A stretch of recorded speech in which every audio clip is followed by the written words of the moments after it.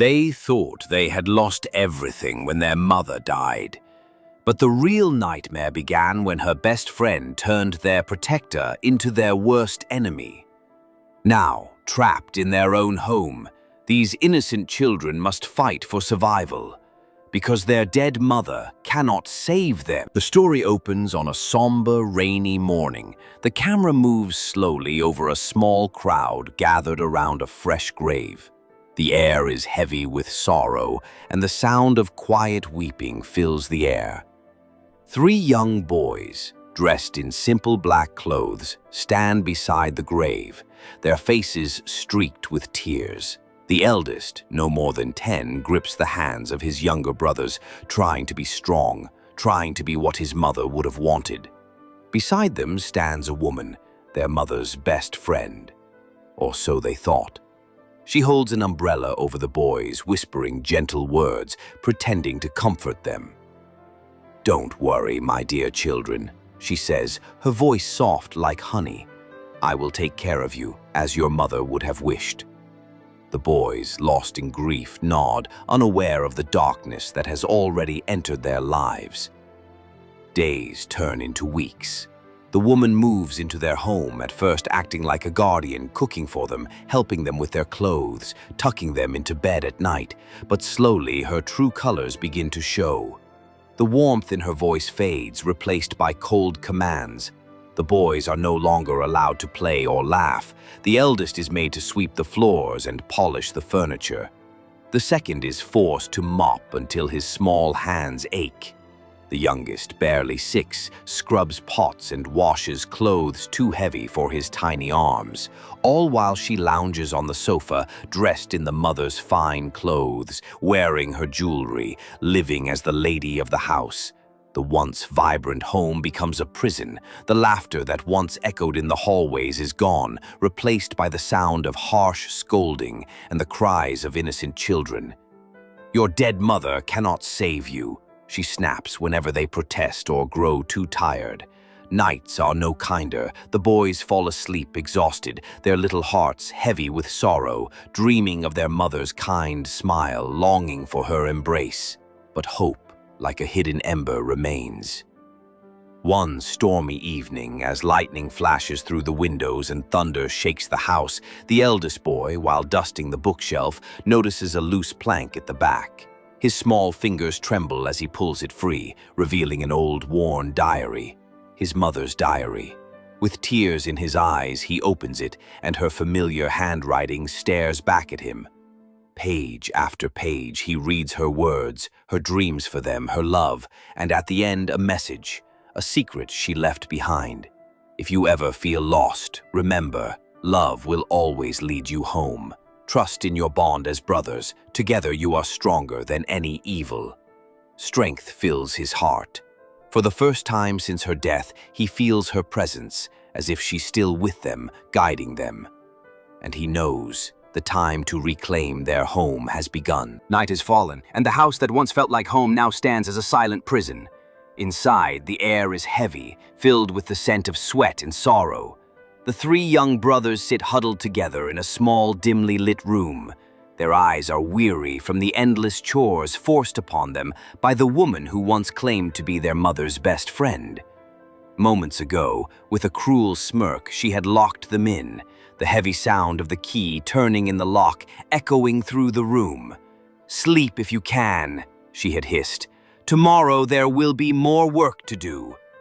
The boys say nothing, too exhausted to argue, too broken to cry. Hours pass in silence, broken only by the sound of their shallow breathing.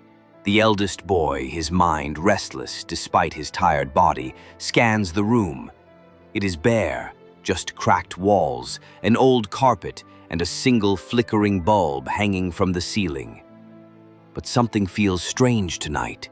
The storm outside rattles the windows, and in one flash of lightning, he notices a faint outline on the far wall, almost hidden behind an old curtain.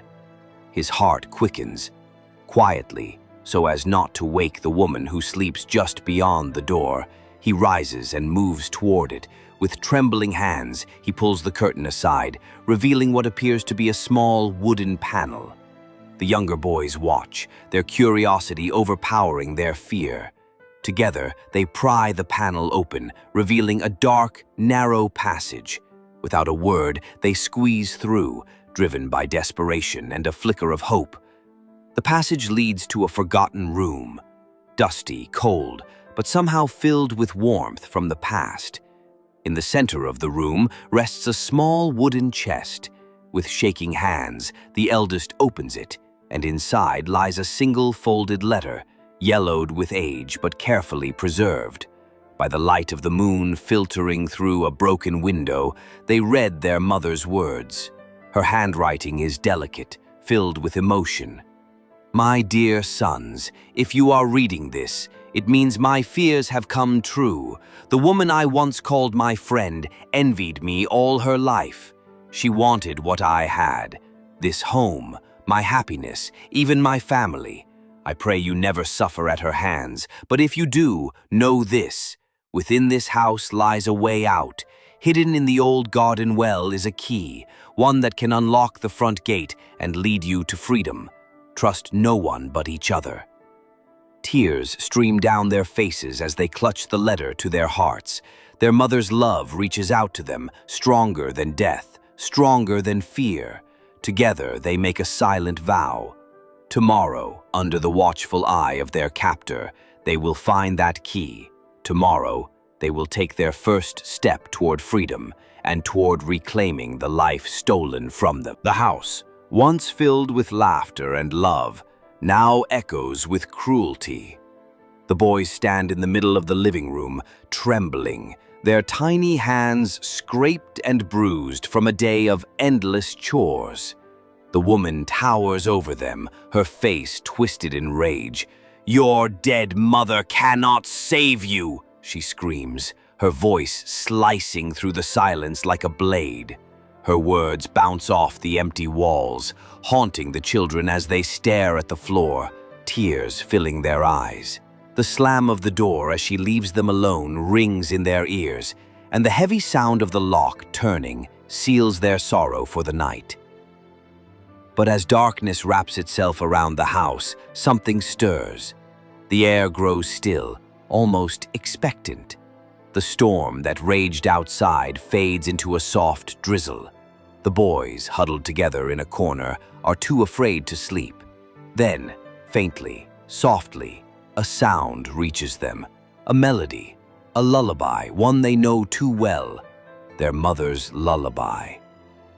The eldest boy's eyes widen and he looks at his brothers who cling to him in disbelief. The tune drifts through the air as if carried by the wind itself, wrapping around them like a gentle embrace. A familiar scent follows, their mother's perfume, the one she wore every night as she kissed them goodnight. It fills the room, warm and comforting. Their fear melts into wonder. Slowly, the eldest rises and moves toward a wall where their mother's portrait hangs. Just as he reaches it, a sudden gust of wind from nowhere knocks the photo frame to the ground with a loud crash. The glass shatters, and behind where the frame had been, they spot a small crack in the wall. Hearts pounding, the boys push at the crack, revealing a hidden compartment. Inside it, to their amazement, is a small safe, old, dusty, but intact. With trembling fingers, the eldest turns the dial. The combination somehow comes naturally, their mother's birthday. A soft click, and the safe opens. Inside lies a small envelope marked, "For my sons, if I cannot protect you." Inside, a letter and an old, faded phone number. The letter speaks of a relative, a kind aunt who lives far away, someone their mother had trusted above all. "If anything happens to me," the letter reads, "call her. She will come for you." Tears fall freely now. They feel their mother's presence so strongly, as if she is right there with them, guiding their hands, comforting their hearts. The eldest boy clutches the letter and the number, his voice steady for the first time in so long. "We're not alone. She's still with us, and we're getting out." The spirit of their mother, stronger than death, has lit their path to hope. And at last, the boys feel the stirrings of courage that will lead them to freedom. The graveyard is silent, save for the whisper of the wind through the tall grass. Three small figures stand alone beneath a gray sky, their heads bowed in sorrow. The eldest boy, no more than 10, kneels before the fresh mound of earth where their mother now rests.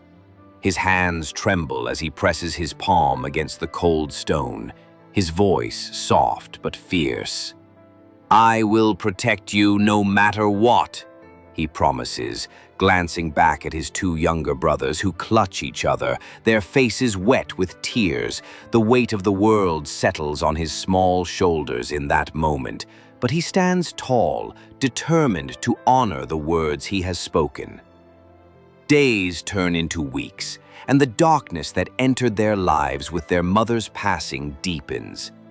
The woman who calls herself their guardian rules over them with cruelty masked as care. She shouts orders, throws harsh punishments, and forces the boys to work from dawn until long after dusk. The eldest bears the brunt of it all, scrubbing floors until his fingers bleed, carrying buckets too heavy for his small frame, enduring the sting of her slaps when he falters. But he never complains, never lets his brothers see his pain. Instead, he offers them quiet smiles, whispers of comfort, and the promise that better days will come. At night, when the house grows still, he lies awake, thinking, planning. He remembers stories his mother told of distant relatives, a kind uncle, a cousin who once visited. He searches the house for anything that could help, an old address book, a forgotten letter, anything that might connect them to the outside world. Bit by bit, he pieces together fragments of hope, writing down names and places on scraps of paper hidden beneath his mattress. The days grow harder. His small body weakens under the weight of endless chores and sleepless nights. Yet he presses on, driven by his vow. He shields his brothers from the woman's wrath, taking blame for their mistakes, working twice as hard so they might rest a little more. But even the strongest heart can only bear so much.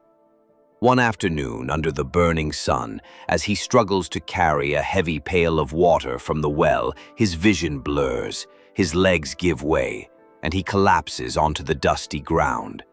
A neighbor, passing by, sees the boy lying there, his frail body motionless, the pail spilled beside him.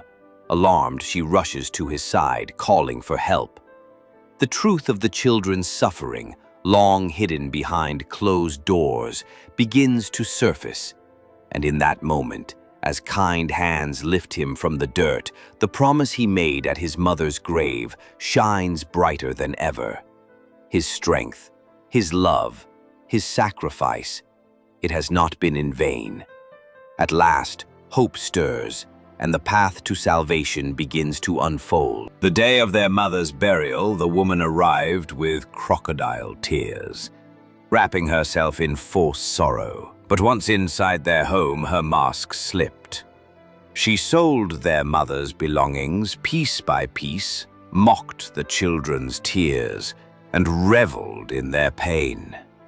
Years passed, and the boys, once broken, rose strong. Successful and proud, they returned to the house that held their memories. In front of the gathered community, they exposed the woman's cruelty, reclaiming what was rightfully theirs. The house, once a place of suffering, became a symbol of their triumph. The promise of their mother fulfilled at last.